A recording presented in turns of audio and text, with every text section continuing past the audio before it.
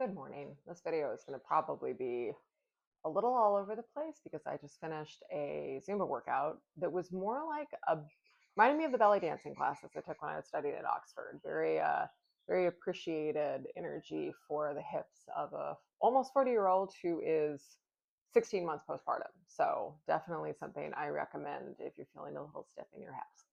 I wanted to talk really quickly about the energy I want to bring into 2026. I am very happy with what I've achieved in my life. I have two beautiful children. I have a marriage that my husband and I have worked really hard on that I'm really, really proud of, and a friendship between the two of us that we have cultivated through a lot of ups and downs, through the hardest chapters of my life and recovering from the hardest chapters of his, I would say. I have great friendships. I have creative pursuits that I really, really love. And in 2026, I want to focus on some of the dreams that I allowed to take a back seat, not through any circumstances that I regret. Motherhood. I have an 11-year-old. Now I have a 16-month-old.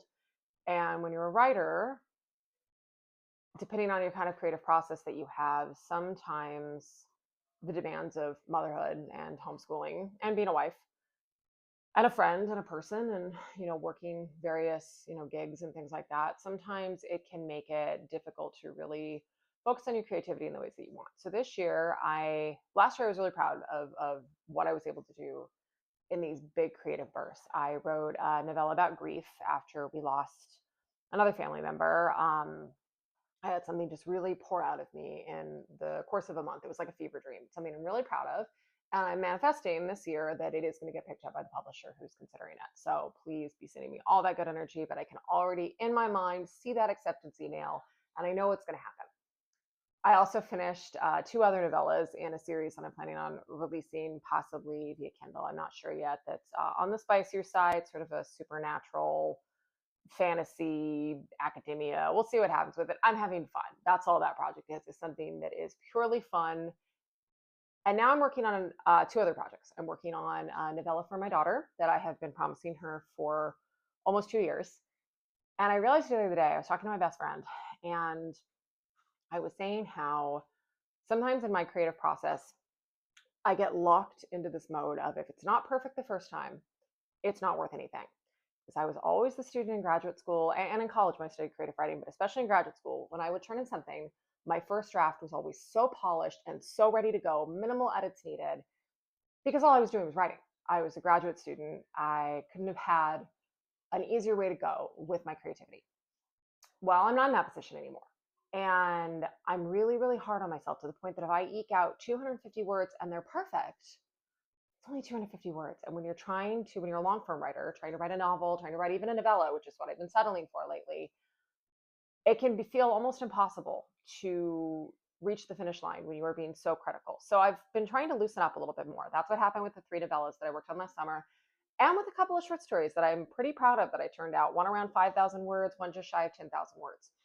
I'm also working on another novella about grief, about my mom's passing, and on another poetry collection at the moment, all while balancing my household, homeschooling. My son just started walking, so that's pretty chaotic. But I'm really allowing myself to find micro moments of creativity. So I might write for 5 or 10 minutes when I go to get ready for bed, wash my face, put my skin cream on, get dressed. I'll sit down for 5 minutes and I'll read through the last paragraph I've written and maybe just write a few sentences. And I'm finding that those moments are adding up. I'm also trying to prioritize writing over vegging in front of TV. Nothing wrong with TV. I have certain shows that I watch again and again, comfort shows I watch with my kids, with my husband. But I'm trying to allow myself to say, okay, do I really want to watch something or would I rather write?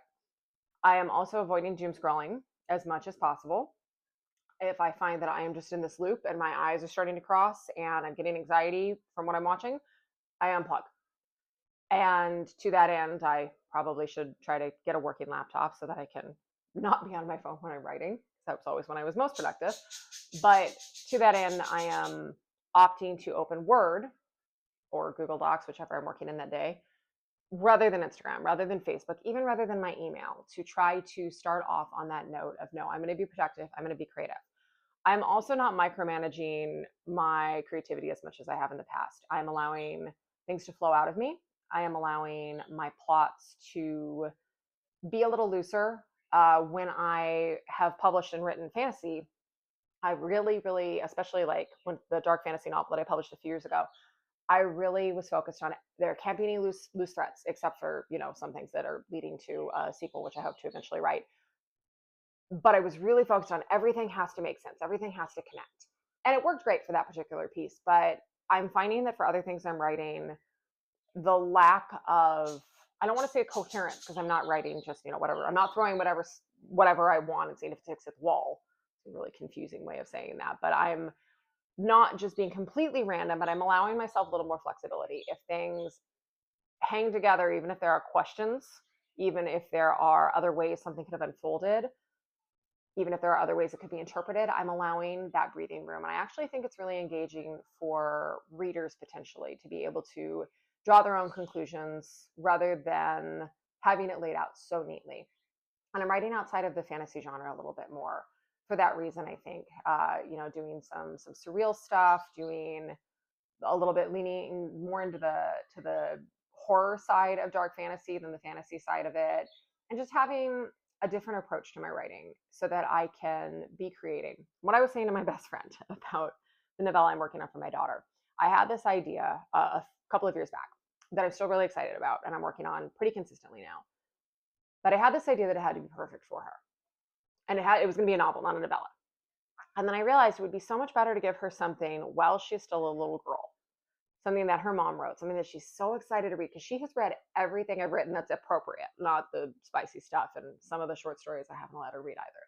And definitely not the novel I published, but she's read my short stories. She's read my novella about grief. She is my biggest fan.